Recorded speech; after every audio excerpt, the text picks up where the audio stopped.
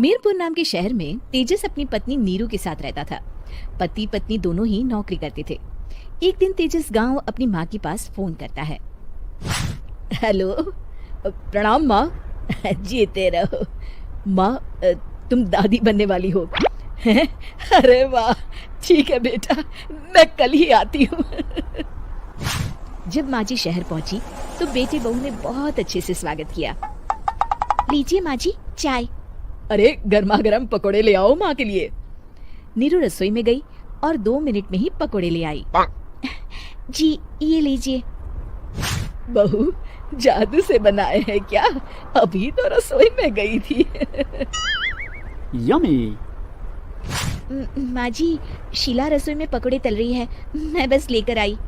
हे भगवान, मेरा धर्म भ्रष्ट कर दिया तूने। अब तो गंगा जल से शुद्धिकरण करना होगा। दूसरे दिन, माँ जी मैंने नाश्ता बना दिया है, ऑफिस जा रही हूँ। पर अभी तो घर का सारा काम पड़ा है। शीला आती ही होगी, झाड़ू पोछा बर्तन कपड़े वो सब कर लेगी। हमारे जमाने में घर का सारा काम हम ही करते थे। जी माँ जी, आप बहुत होशियार हैं, मैं घर ऑफिस दोनों नहीं संभाल पाती। तो जरूरत क्या है घर से बाहर जाकर चाकरी करने की? वैसे भी घर का काम खुद करने से घर में बरकत आती है, समझी?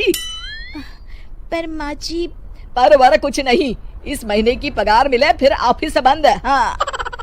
रात को नीरू तेजस से कहती है, सुनिए जी, माँ जी बोल रही थी कि मैं नौकरी छोड़ दूं।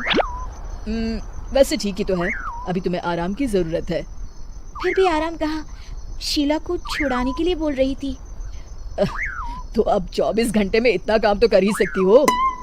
पर जॉब पसंद है मुझे, घर पर मन नहीं लगेगा। अगले दिन जब दोनों ऑफिस के लिए निकल रहे थे। मेरी तो कोई कीमत ही नहीं है इस घर में।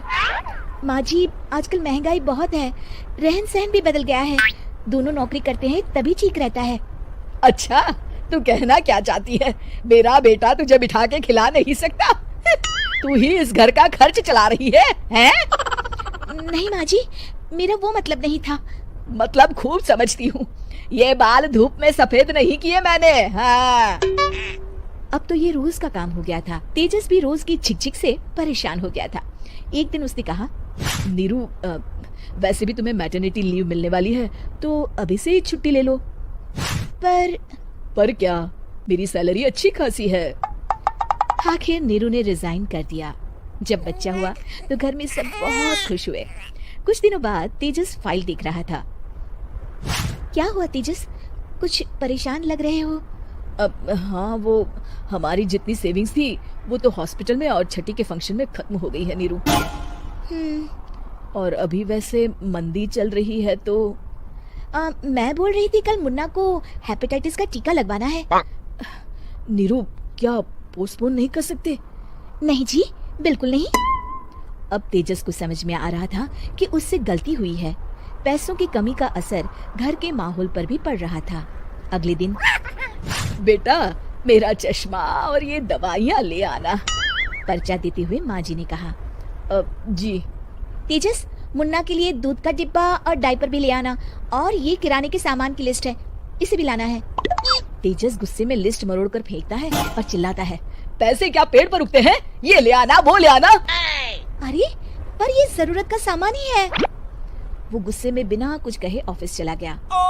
अरे अरे लंच तो ले जाइए। नीरू दौड़ कर डिब्बा पकड़ाती है।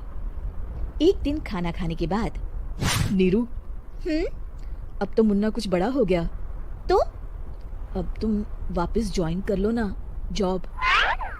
पर इस रिसेशन में जॉब मिलना बहुत मुश्किल है। ट्राई तो करो। फिर मुन्ना? माँ जी है ना, और एक फुल टाइम मेड भी लगा लेंगे। पर माँ जी, उन्हें तो पसंद नहीं।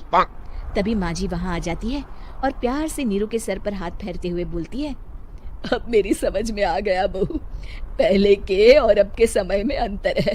तुम काम शुरू करो, मुन्ना की जिम्मेदारी मेरी। मेरी प्यारी माँ जी। ये कहकर नीरू उनके गले लग गई। शिक्षा, परिवर्तन संसार का नियम है, हमें भी समय के साथ चलना चाहिए। उम्मीद है कि आपको हमारी ये कहानी पसंद आई होगी। कृपया हमारे चैनल को सब्सक्राइब करें और सभी अपडेट्स के लिए बेल आइकन जरूर क्लिक करें। और हाँ, वीडियो लाइक और शेयर करना मत भूलिएगा। Bye bye.